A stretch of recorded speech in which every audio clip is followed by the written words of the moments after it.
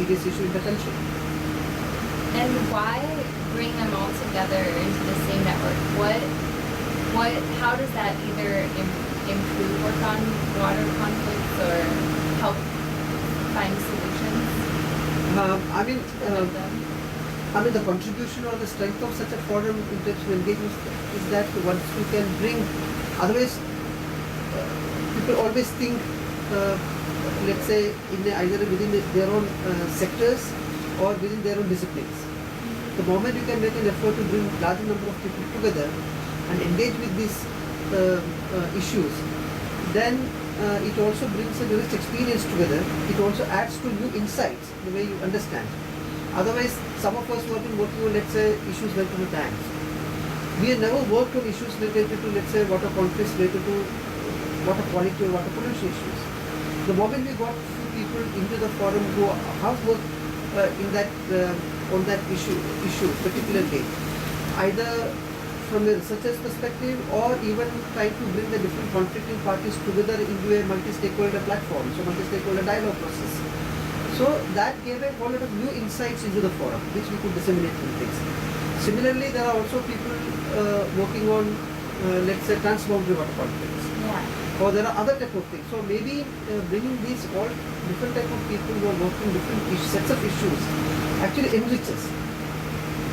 And so you could bring together, you could synthesize all these type of things and try to come out with at least a broad canvas of what are the different types of conflicts which are taking place in the country, and what are the underlying causes for that, and what could be the broad directions in which one should move if you have to even address this conflict. So I think forum could do this by networking with a very large set of people. I mean, when we started, I think we were hardly about 7 or 8 people. Yeah. Very few number of institutions and people are part of that forum. But today you have a membership of something more than 100 people. Yeah. Who are either individuals or part of larger networks or part of other organizations, both NGOs or even academic institutions. So they also bring a larger institutional context or institutions into the forum's network. So one is that it helps to bring in more experiences, more insights, and we could synthesize, and that becomes a very enriching experience and get a much better understanding about the different dimensions and different types of water conflicts into this. Second, the strength of the forum also lies that if the forum takes a stand on some issues, then at least we can say that there are so many people broadly with this perspective or capability. So that is also the strength of the forum. So that today, say that the forum takes a stand on a particular issue, let's say. So you can also bring the weight of the forum to bear upon that stand. So I think that's a larger networks can help in that.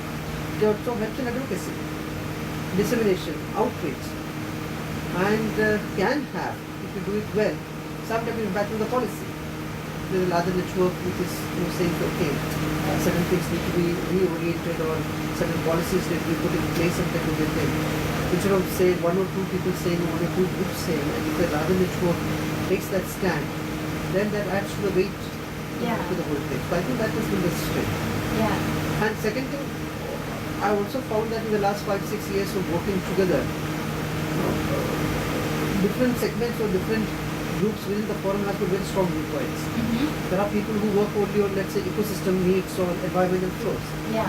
But they coming into the forum, like for example, people like me or Suhas has been more concerned about livelihood issues, equity issues, and other type of things. He never gave serious thought to environmental issues, ecosystem issues. Yeah. But since there are different friends coming working together, I am now convinced about some of the issues which they are talking about. Yeah. I do feel that even for livelihood needs of the downstream people to be met, you need certain ecological flows to be maintained within the system. So it's for all ecological sustenance or the ecological functions the river plays. And for those functions also you need water flowing, and also for the downstream communities of people who are depending on that water for their livelihoods.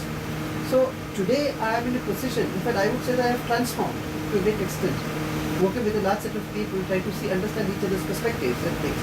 Similarly, I'm sure the people earlier who are only talking about ecosystem or environment or all type of issues, they're also a little more sensitive to people's livelihood needs. So they also feel that certain type of stored water is required to meet people's livelihoods and all this issue. So there is a type of a mutual I would say, give and take on Yeah. some of these issues, and that is the strength of the forum.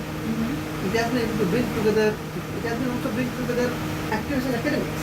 Yeah. Otherwise, very often they don't even talk to each other. Yeah.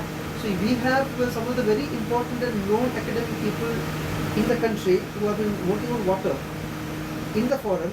Similarly, one of the important activists, whether it is Bharat Patankar or whether it's Meda Patkar or other type of people, are also who have been fighting on some of these issues, are also broadly part of the.